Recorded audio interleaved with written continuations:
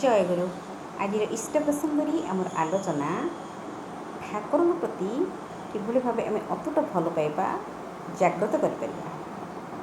ଯିଏ ସର୍ବଦା ଆମମାନଙ୍କର ସାଥୀ ଥାଆନ୍ତି ଆଉ ଯେତେଥର ମଣିଷ ନିଜର ଭୁଲ ପ୍ରକାଶ କରେ ସେ ଦୁଃଖିତ ହୁଅନ୍ତି, କାତର ହୋଇ ଆମମାନଙ୍କୁ କହିବାକୁ ଚାହାନ୍ତି, ତୁ ଟିକେ ଭଲ ପା ମୋତେ, ଟିକେ ଭଲ ପାଅ।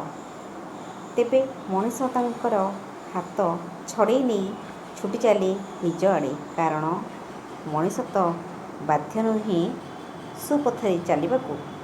ସୁନୀତି ବା ସୁନିୟମ କାହାକୁ ବାଧ୍ୟ କରେ ନା। ବାଧ୍ୟ ମୁଁ ଥରେ ନିଜେ ହିଁ ନିଜକୁ କରିପାରେ ଯେ ମୁଁ ତୁମକୁ ଭଲ ପାଇବି, ଆଉ ଯଦି ଭଲ ନ ବି ପାଇପାରେ ତାହେଲେ ଅତ୍ୟନ୍ତ ବ୍ୟାକୁଳ ହୋଇ ଚାହିଁ ରହିବି। କିନ୍ତୁ ଯେତେବେଳେ ମୋର ପ୍ରକୃତି ମୋତେ ଡାକ ଦେବ ମୁଁ ସେ ଡାକ ଶୁଣିବି ନାହିଁ, ଉତ୍ତର ହିଁ ଦେବି ନାହିଁ।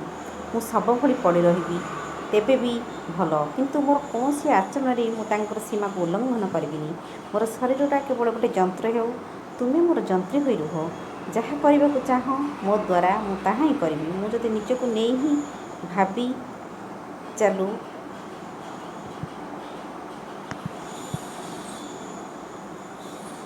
ଥାଏ ତାହେଲେ ତୁମର ଭାବନା ମୁଁ ଭାବି ନେବି କେତେବେଳେ।